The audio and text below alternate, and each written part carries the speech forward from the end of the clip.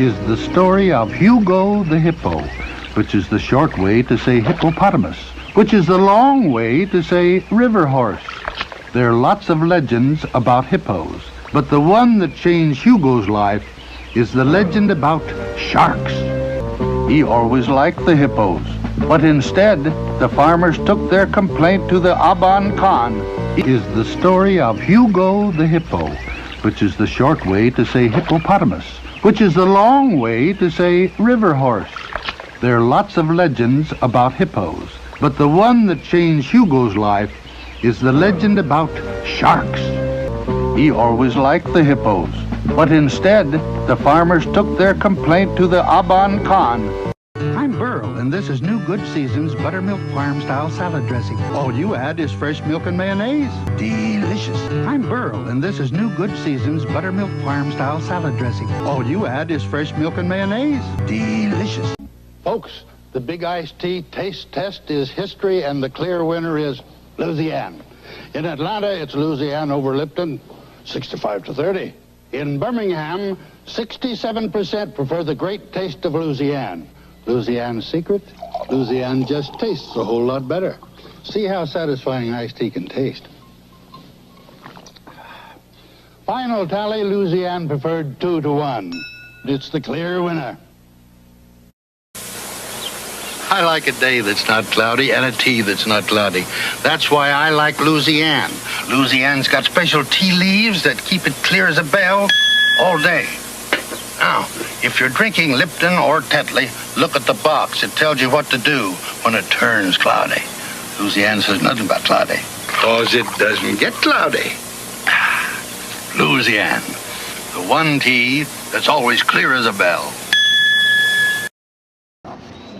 That was given to me in Oregon. An old gentleman up there carved it, and he knows that I like walking sticks, especially unusual ones, so it's a gift. Oh, I have many. I have one with the head of a bird. I have several Irish blackthorns, and I've many carved and decorated canes that people have sent me, and I've gotten as gifts.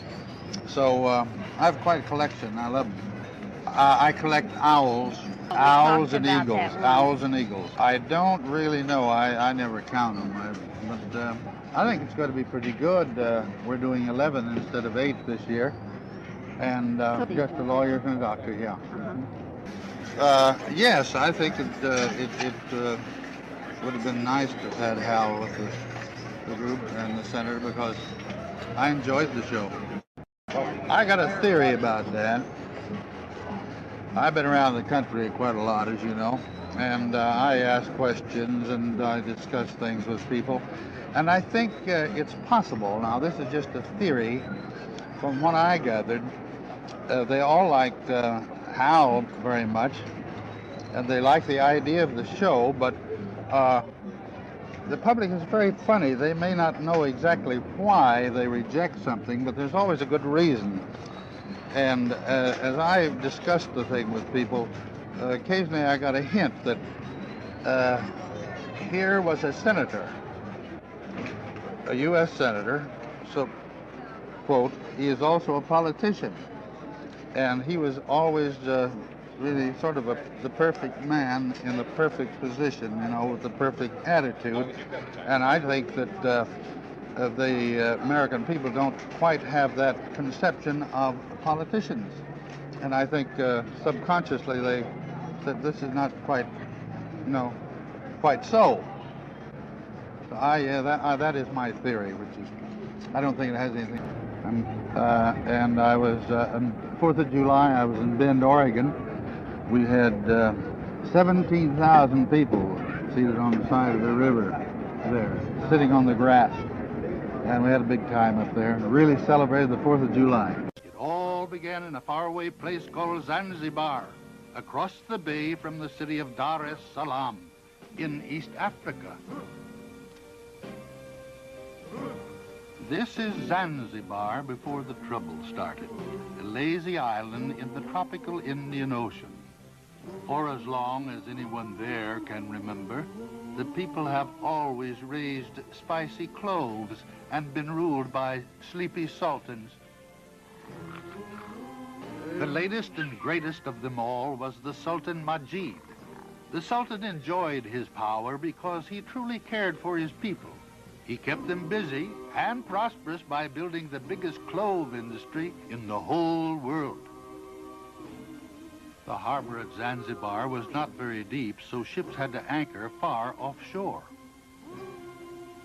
Day after day, the porters waded through the water to take the cloves out to the great ships. Year after year, the people of Zanzibar grew more and more cloves for the people of the world, and the lines of porters grew longer and longer. It was a still, moonlit night when the Aban Khan led the angry farmers on a most evil mission. In his crazed mind, he saw the hippos as threatening clouds in the sky, daring to stand in his way. Clouds he had to destroy at all costs.